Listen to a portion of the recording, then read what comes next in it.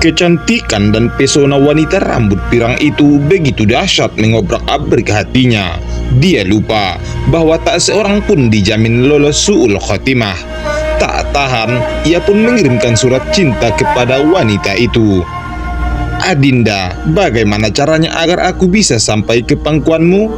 Perempuan itu menjawab, "Kakanda, masuklah agama Nasrani, maka aku jadi milikmu."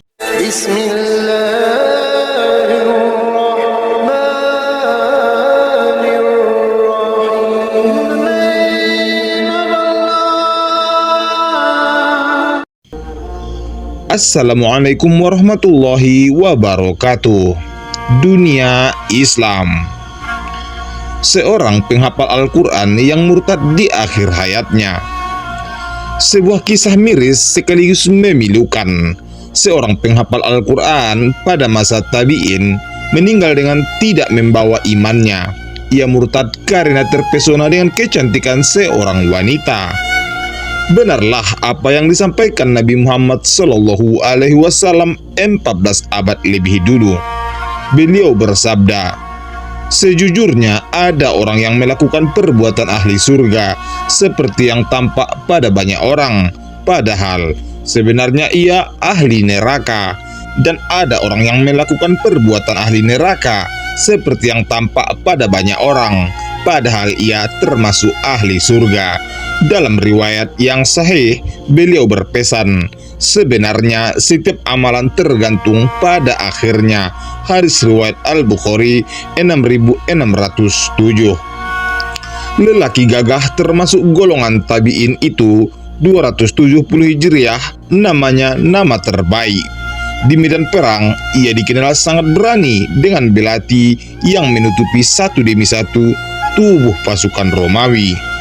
Selain hafal Al-Quran, ia terkenal akan keilmuannya, kezuhudannya, ibadahnya, puasa Daudnya, serta ketakwaan dan keimanannya.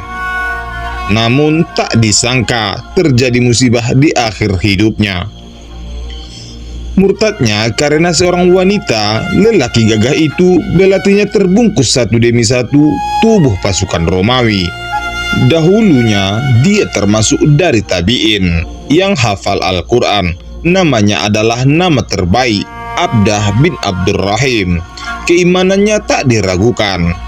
Adakah bandingannya di dunia ini seorang mujahid yang hafal Al-Quran, terkenal akan keilmuannya, kezuhudannya, ibadahnya, puasa Daudnya, serta ketakwaan dan keimanannya? Namun tak disangka terjadi musibah di akhir hidupnya. Dia mati dengan tidak membawa iman Islamnya, murtad sebagai Nasrani, padahal dahulunya ia hafal semua isi Al-Quran. Namun semua hilang, tak tersisa kecuali 2 ayat saja. Ayat apakah itu? Pedangnya masih berkilat-kilat memantulkan cahaya mentari yang panas di tengah padang pasir yang gersang. Masih segar berlumur merahnya darah orang Romawi. Ia mengantarkan orang Romawi itu ke neraka dengan pedang. Tak disangka pula nantinya dirinya pun dihantar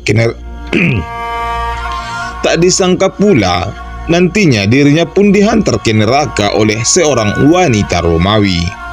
Bukan dengan pedang, melainkan dengan asmara. Kaum muslimin sedang mengepung kampung Romawi. Tiba-tiba mata Abdah bertemu dengan seorang wanita Romawi di dalam benteng.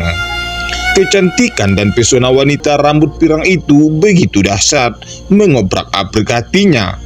Dia lupa bahwa tak seorang pun dijamin lolos su'ul khotimah. Tak tahan, ia pun mengirimkan surat cinta kepada wanita itu. Isinya kurang lebih, "Adinda, bagaimana caranya agar aku bisa sampai ke pangkuanmu?"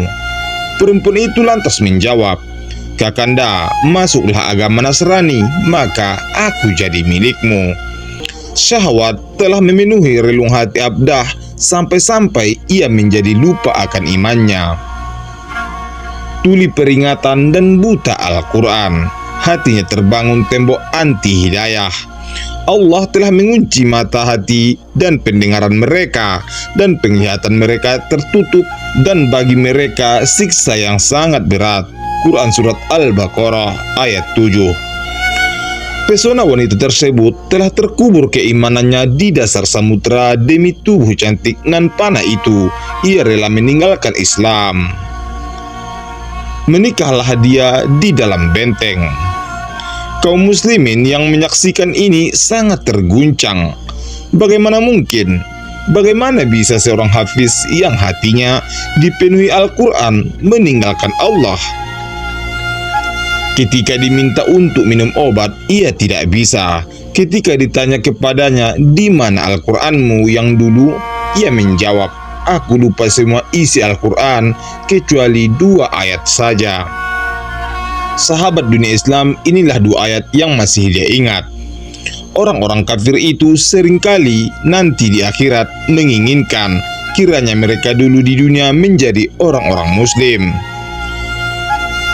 Ayat yang kedua, biarkanlah mereka di dunia ini makan dan bersenang-senang dan dilalaikan oleh angan-angan atau kosong, maka kelak mereka akan mengetahui akibat perbuatan mereka. Quran Surat Al-Hijr 2-3. Seolah-olah ayat ini adalah hujah untuk dirinya sendiri. Kutukan sekaligus peringatan Allah yang terakhir namun tak digubrisnya. Dan ia bahagia hidup melimpahkan harta dan keturunan bersama kaum Nasrani. Dalam keadaan seperti itu, itulah hingga ajal menjemputnya. Mati dalam keadaan di luar agama Islam. Tidak pernah kutinggalkan setelah fitnah yang lebih dahsyat bahayanya bagi kaum pria daripada fitnah wanita. Muttafaqun alaih. Semoga kita terlindungi dari fitnah wanita atau fitnah manusia dan fitnah dunia, serta dihindarkan dari ketetapan yang buruk di akhir hayat. Semoga para suami, para anak laki-laki, saudara-saudara laki kita, keluarga kita, semua teman-teman laki sesama muslim selalu dalam lindungan Allah, dijauhkan dari syahwat dan maksiat. Selamat dunia akhirat.